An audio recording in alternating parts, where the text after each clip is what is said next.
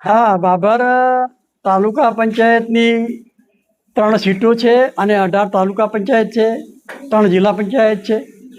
આમાં ચૂંટણીનો બહુ માહોલ હતો. માહોલમાં અત્યારે જે પરિણામ કાલે આવવાના છે એ પરિણામની તો આ સૌ લોકો રાહ જોઈ રહ્યા છે. પણ મારા મંતવ્ય પ્રમાણે અહીંના સ્થાનિક ધારાસભ્ય અને મંત્રીશ્રીના કારણે લોકોમાં ખૂબ રોષ ફાટી નીકળેલો છે. કારણ કે એ લોકોએ વાલા દવલાની નીતિથી ટિકિટો ફાળવેલી છે. ગામડામાં કોઈ વિકાસના કામ કરેલ નથી, તેમજ જે વચન આપેલ છે એ પણ પૂરા કરેલ નથી. લગભગ ક્યાંય પણ આ લોકોએ જે તે બોલવાનું ખરું પણ કાંઈ આપતા નથી. એના માટે લોકોને ખૂબ રોષ છે. કારણ કે તાલુકા અને જિલ્લા પંચાયતની ટિકિટોમાં પણ આ લોકોએ કોઈ સગા હાળા હોય, બનેવી હોય, કોઈ પણ આ એમના સગાવાલા દ્વારા સિવાય ભાવમાં હોય એ બધી બાજુ પણ એમના સગાવાલા સિવાય ટિકિટો આપેલ નથી. હા, પરિણામમાં ચોક્કસ ભોગવવું પડશે. કારણ કે લોકોમાં એટલો અસંતોષ હતો. કારણ કે અમને જે વચન આપીને ટિકિટ નથી આપી, એના માટે મેં અગાઉ કહ્યું હતું કે લોકોને અમારી ખૂબ માગણી હતી. આ વિસ્તારમાં લોકોના અમે ટાપા કરેલા હતા.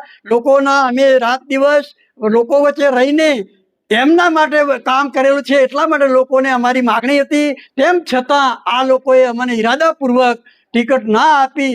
એમાં જે નવા કોંગ્રેસમાંથી લાવી અને ભાજપમાં લાવી અને એમને ટિકિટ આપીને જે મીઠા સીટમાં લાવેલ છે એમનું તો ભયંકર પરિણામ ખોટું ભોગવવું પડશે એવી પૂરેપૂરી શક્યતા છે. અને જે બરવાળા સીટ છે એમાં પણ અત્યારે પૂરેપૂરી શક્યતા છે કે એ પણ ભાજપ જીતી શકે એવી શક્યતા જ નથી. સણવા સીટમાં પણ એવી ને એવી પોઝિશન છે. આ રીતે પોઝિશન એટલા માટે છે કે આ એક જ મંત્રીશ્રીના કારણે, જે સ્વરૂપજી મંત્રીશ્રીના કારણે જ આ તકલીફ ઊભી થઈ છે. લોકોમાં રોષ ફાટી નીકળ્યો છે. હજુ તો આમાં કેટલોય રોષ ફાટી નીકળ્યો છે. જે અમારે પેટા ચૂંટણીની અંદર જે નર્મદાનું વચન આપેલ છે કે જે કુવાડા, બરવાળા, ભીમોરડી, અભાસણા એવા અન્ય 12-13 ગામોને પેટા ચૂંટણીમાં મંત્રીશ્રીએ અને જે મુખ્યમંત્રીની હાજરીમાં આ સ્વરૂપ જે વચન આપેલ હતું, પણ આજ દિન સુધી કોઈ કાર્યવાહી કરેલ નથી કે નથી કોઈ અને કોઈ ક્યાંય રજૂઆત પણ કરેલ નથી. અમે રજૂઆત કરી છે પણ આ લોકોએ મંત્રીશ્રીએ ક્યાંય રજૂઆત કરેલ નથી કે નથી એનું કોઈ પરિણામ આવેલ નથી. હજી મંત્રીશ્રીએ વિકાસના કામો ગામડામાં વિકાસના કામો એ મેં કીધું એવી રીતે કે જે કાંઈ પણ વચન આપેલ છે, જે ધારો કે ઇન્દરવા, આપણે બાપરથી ઇન્દરવા રોડ તમે હાલ તમે જોયા હો તો એટલા બધા લોકો ચાલે પગે ચાલી શકે એવી રસ્તો નથી, ખરાબ છે. હવે એ લોકોને વચન આપે છે કે લોકો રજૂઆત કરે એટલે ખોટું ઊલું બનાવવાની વાત કરે છે કે ભાઈ આ તો અમારે પહોળો કરવાની વાત છે એટલે થોડું મોડું થાય છે. અરે ભાઈ, અમે સરકારમાં અત્યારે કેટલાય વર્ષથી આ પાર્ટીઓમાં બેઠા છીએ એટલે કોઈ એવી ખોટી વાત ના હોય. આ તો સરકારના રૂલ્સ પ્રમાણે અમુક ટાઈમે પહોળા રોડ થતા હોય છે, ડામર રોડ નવા બનતા હોય છે. એ સરકારનો રૂલ્સ છે યાર. આ તો વસ્તીને ઓલું બનાવે છે કે ભાઈ અમે પહોળો રસ્તો કરવા માટે થોડું મોડું થયું છે. આવી રીતે ખોટું ના ચાલે. એવા ઇન્દરવાથી ઢાંડવાળા રોડ પણ એ લોકોએ આજ દિન સુધી વચન આપીને કરેલ નથી. અમારે અબાસણાથી રડકિયા રોડ પણ એમને એમ બોલેલ છે, એ પણ આજ દિન સુધી કરેલ. એવા કેટલાય વચન પેટા ચૂંટણીમાં આપેલ છે પણ એક પણ થયેલ નથી.